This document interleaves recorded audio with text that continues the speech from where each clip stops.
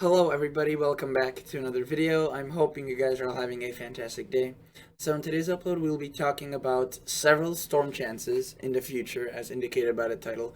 But for the first couple of minutes I will be going over the snowstorm potential across the Northeast in the next 48 hours. So if you want to look at the longer range part of this video, skip forward a few minutes because I want to go over what happened yesterday with the system and what's going to happen across the Northeast as we have that ongoing blizzard. It definitely was a blizzard and it did pack a punch. All right, regardless, without further ado, if you guys enjoy this video, or this isn't your first video but you're not yet subscribed, consider doing so. And if you are a new viewer, an old viewer, consider liking the video if you enjoy this, as that really helps out a lot and is amazing. So thank you for that. Let's get on with this. Let's start off by looking at snowfall reports from yesterday's system, and well, yesterday's, tomorrow's. It will continue into quite a bit of the weekend. I do want to say that a lot of these amounts still here aren't fully reported. If you look at Minneapolis, a lot of these locations are reporting from, say, 6 a.m., 7 a.m., and they still saw quite good snowfall up until around noon, and then some locations still continue to see some light snow, but then a lot of locations ended up transitioning over to some light rain.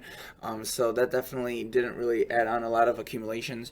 Notice though, where the amounts are up to date, we have plenty of locations reaching into the 8 to 12 inch range. I don't know if there will be any 1 foot amounts. Again, they are still coming in. A lot of these reports, even across Iowa, are from 8 a.m. and they did see a bit of additional snowfall. So overall, I would say the system did a pretty good job, as forecasted. There were a few areas that underproduced, and I would say that was north central Minnesota right here. These amounts were a bit underwhelming. Again, these snowfall reports are a bit old. They haven't been updated. I would assume that there hasn't been 6 inches across Duluth, probably lighter amounts. Now notice that across Iowa and into central Iowa it did pretty much as forecasted. Northeastern Iowa definitely did get a bit more snowfall than what they were called for. Notice some locations got 6 inches of snowfall, right? Notice that into southern Wisconsin, generally, again, it was on the lower side, but that was that range. If you recall, the range was from, say, 3 to 2 to anywhere from 6 to 7 if we were to overproduce. And again, most of these amounts were in that 2 to 4 inch range. Notice into Kansas, there were some amounts that got pretty far south. That was a bit unexpected. Some of these showers were pretty resilient. Notice that into Missouri, into Kansas City, there were generous amounts of 2 to 3 inches. So again, not a blockbuster event, but there were some nice amounts. Illinois really did not get much of anything, but if you look at portions of right there, that is mainly from the showers, the snow showers that occurred today. That really wasn't from the main system snow, if you will, but generally a pretty impressive storm. Notice that as you look into Michigan and Ohio and Pennsylvania, these amounts are relatively light, but they will continue to add on a bit as the snow is still dragging on across these locations. I do want to say that if we look at the radar, right, so let's take a quick glance at the radar. What we see is, let me just remove all these advisories, warnings, and watches from the radar display so it's easier to look at. If you recall that I looked at 2.5 inches across the Illinois area, again, that was mainly from these showers that were occurring today. And they were spotty. My area got almost nothing in terms of those showers. But as you saw, some of these locations, if the showers were long enough, lasted for around, or dropped enough to get that 2.5 inch mark. Notice St. Louis did get a bit of snow. Again, the snowfall reports from St. Louis are not coming in yet. I'm assuming that they will in the next few hours through the evening hours. And then notice into Missouri, the snow is continuing dragging on. But generally, since the day is sunset has already occurred, these snow showers are diminishing. Now, notice again, same thing here across Minnesota, Minneapolis. It's actually ending up with a bit of rainfall, so that's a bit unfortunate. But again, the melting process, or whatever you may call, won't be long, as the temperatures will cool off. And there won't be a massive cool off, but into the upper 20s, which will preserve the snowfall. Notice that the snow is coming back into portions of southern Wisconsin, into Michigan. This could pivot into Illinois, Indiana, maybe into the overnight hours. Northern Michigan seeing some snowfall, and this cold front right here is expected to develop and intensify along with the Atlantic moisture right here, so that will drop some snow into the Northeast, which is what I want to focus on right now. Let's go to the tropical tidbits. and take a look at the her model, which is a relatively really good model. Let's take a look at its 18Z model outlook, and let's focus on that. Scroll this down. Notice right now, again, this is 2 o'clock, 3 o'clock, so this is a bit some older information as I'm recording this as of 6 p.m. Notice that as of 6, this is what the herd is predicting it to look like, and generally that is the case. It's really winding down across the west. The cold front is starting to develop more strength across the east. Pennsylvania did get some snowfall, but I know that cities like Pittsburgh mainly stayed as rain. I'm pretty sure that was the other thing with this system. There was a lot of temperatures that were above average and were warmer than predicted by some of the models. So that ate away a lot of the snowfall amounts across some locations. Notice as we progress this, again, snow across Wisconsin continues right, pivoting into Illinois. Again, maybe 1 to potentially, possibly isolated amounts of 3 inches. So nothing too significant. Northern Michigan, same situation. Notice that the Northeast now, right? This is where things get interesting. We see very, very heavy precipitation. The rates are going to be moderate, if not heavy, in terms of the little batches of thunderstorms, right? Notice that we do see the snow develop across upstate New York and into Vermont, New Hampshire. As I progress this into the overnight hours, this is 2 o'clock in the morning, 3 o'clock in the morning. Again, these amounts are, this time is Central Standard Time, so an hour ahead for the eastern United States where this will be occurring. Notice New York City coastal areas seeing rain. The blizzard, if you will, it will have absolutely no effect on the Northeast at this point. The wind is still going on across these locations, but these locations where they do see snow, it will be relatively calm wind or calmer, again, compared to 70 miles per hour. Most winter storms don't produce those winds. There could still be some gusts, probably up to 20 and 15. Higher elevations, I would expect even more. Notice upstate New York seeing some generous amounts of snowfall. Albany, southern Vermont, southern New Hampshire, southeastern New Hampshire towards the coast will probably be staying mostly as rain. But again, it's tough to say. With what has happened across the Midwest, there has been a bit more rain than predicted, so I would say that's probably accurate with this model. Notice a lot of precipitation, so this won't be really too long lasting, but where it does fall, it will fall heavily. Notice Maine, other than the southern coastal areas, it will be mainly snow for you into northern Maine. Quite a big punch of snow. Again, it will transition over to some sleet and mix as the system progresses further to the north and the warm boundary stags up to the north. So notice, though, before that does happen, a lot of the precipitation abates, if you will, and we start seeing that cooler air start to circle back in. And I do want to say that in terms of total snowfall, oh, also, by the way, there will be a bit of some snow shower activity going well into Saturday and Sunday across the Midwest, so that's still something to watch for. But in terms of total snowfall, by the way, another event in the Northwest will be occurring. In terms of total snowfall, let's take a glance at this. Notice that the herd model does put out quite a bit across the Northeast and into southern Canada. Again, I think that a lot of southern Canadian areas could be under the gun for this. If we were to zoom in, what we do see that is kind of a concern is that a lot of these cities like Quebec are right on the border between 2-3 inches between and then a heavier event of 7 to 8. I would say at this point, look at your local forecast offices and see what they have to say. Definitely a good potential for snowfall is there. Notice upstate New York, nothing too extreme, but potentially up to a foot of snow across the higher elevated areas. Generally, though, anywhere from 4 to 8 inches. Notice Vermont, especially the southern areas, New Hampshire, similar thing, and into Maine, northern Maine, some pretty decent amounts of snow. Notice the Midwest, Illinois, Wisconsin could still pick up on some of that shower activity. There could be some isolated higher amounts of snow, for sure. Now let's take a look at some other models just to quickly show you. This is what the NAM 12KM shows for the Northeast. Notice generally the same pattern. It does show more snow right here across southern Canada, kind of south of the St. Lawrence River, so that's a bit of a different, I guess, theme with this model. NAM 3KM, generous amounts again for the Northeast, showing very high amounts across Vermont. I don't know if there will be widespread foot plus amounts. I do think up to a foot in some locations is possible. Obviously, the very highest peaks will probably see more Notice it does show a bit of snow across northern Michigan and the UP, some lake effect as well. The RGEM, a high-res Canadian model, so it should be doing better for the Canadian areas. That would make sense, right? Generally, the RGEM does a great job no matter where it is centered. I do want to say, notice, it does show some generous amounts still across Illinois, Indiana. I mean, they're not huge, right? 4 to 5 inches across the higher locations, possibly, but this won't be all falling at once, prolonged through the weekend, bouts of showers. Notice the lakes will also be active a bit, nothing too extreme though. Notice it does show generous amounts. Virginia also potentially seeing some snow, not with this cold front, at least that's what it seemed at this point. It may be a different system. Notice southern Canada picking up good amounts, and the northeast as well. You can see western Massachusetts extends into those locations according to this model. Let's start talking about the long range, right? As that's what a lot of people click this video on for, and you know, you're supposed to zoom out ahead if you didn't want to hear that. Let's take a look at this. These big models that we look at, the GFS, Parallel, and the Canadian, and even the Euro, don't show that much activity. And if you were just to look at those models themselves, you would say, oh, what is this? How is this an active pattern?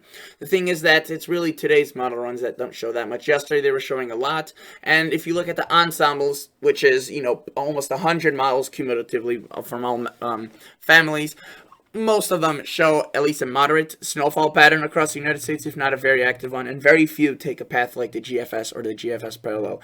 Without further ado, notice what we see across the GFS, right? This system pulls into the northeast, into southeastern Canada.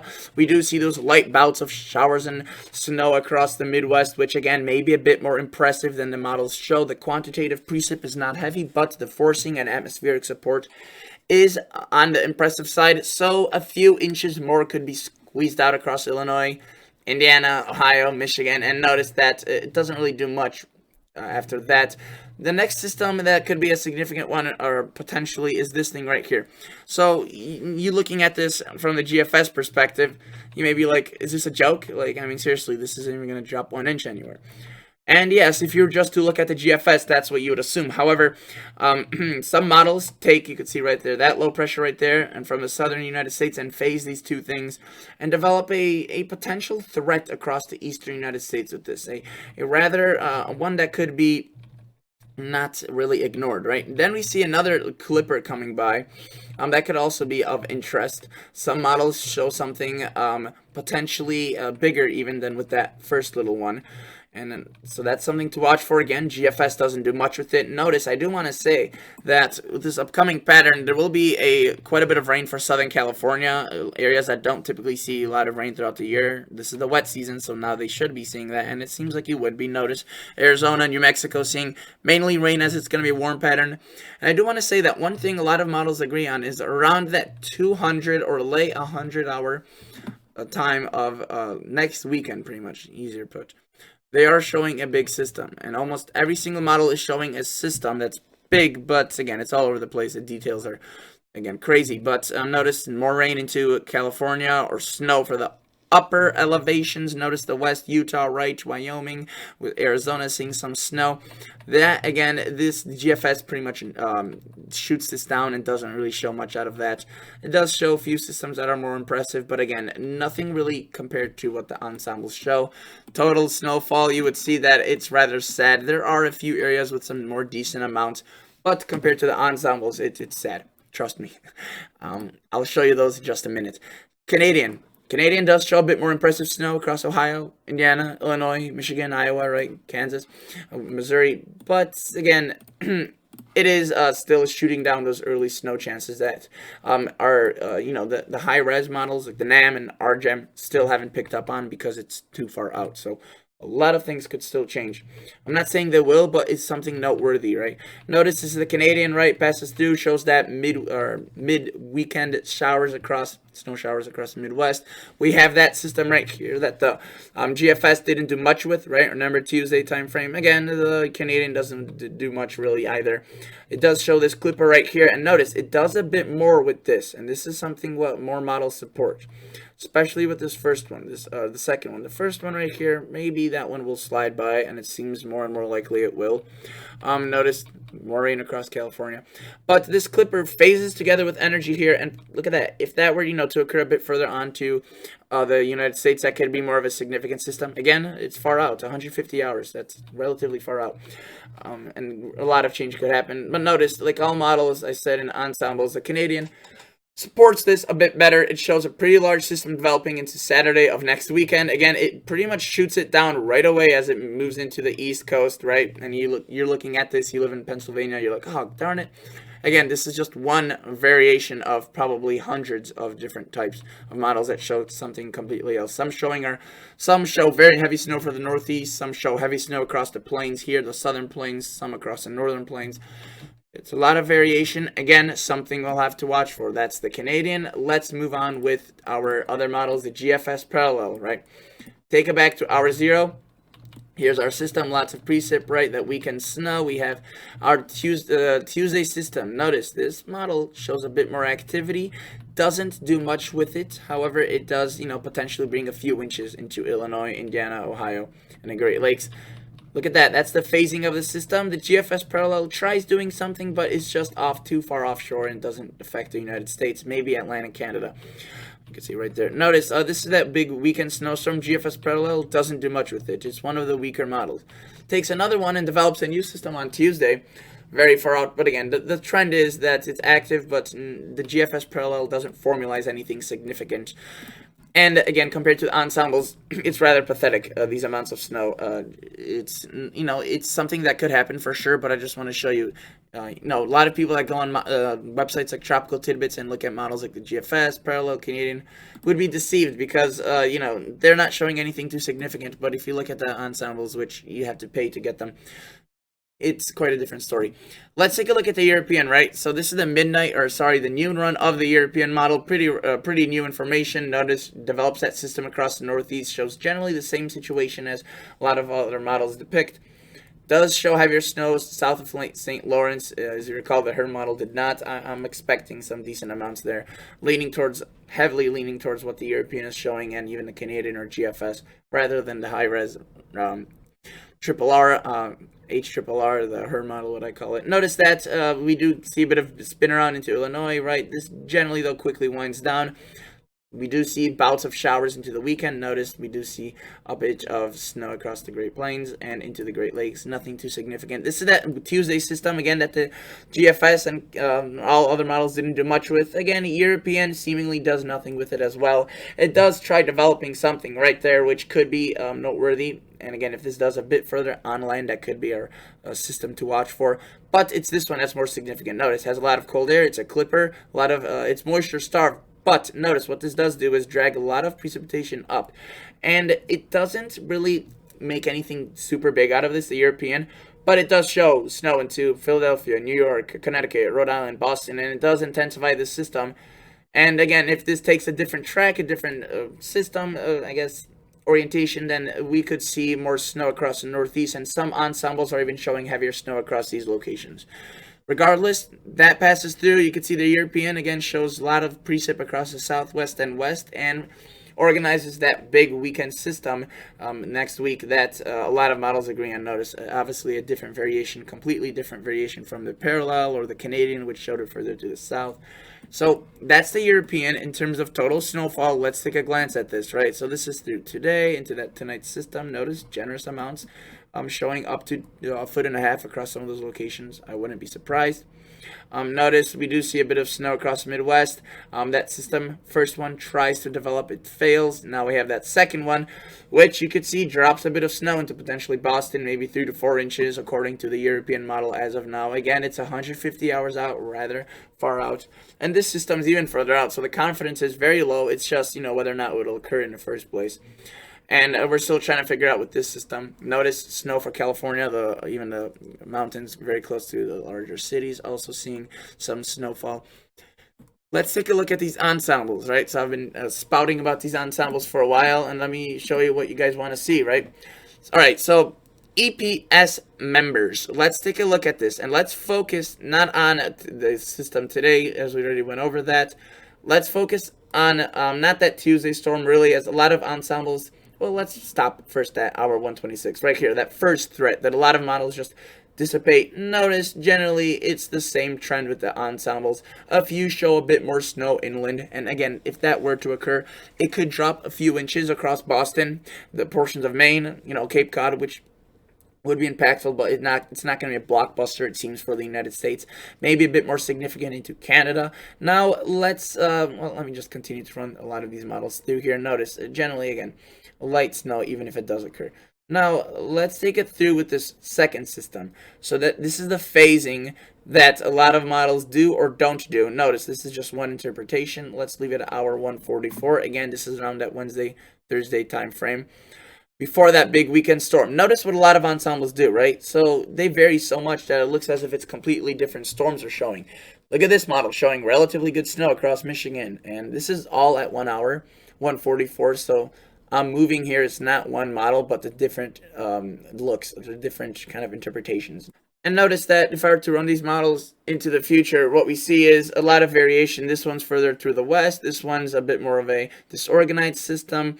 But again, even the ones that look seemingly disorganized at hour 144 could be organized a bit later on. Again, it's not even the track that they don't agree on. It's the timing as well. So, there's a lot of things that are different with these models. And it's funny, if you were to look at the Canadian, the GFS parallel, you wouldn't even know that there's a potential for this system, as they all pretty much dissipate it, and if they shoot it down.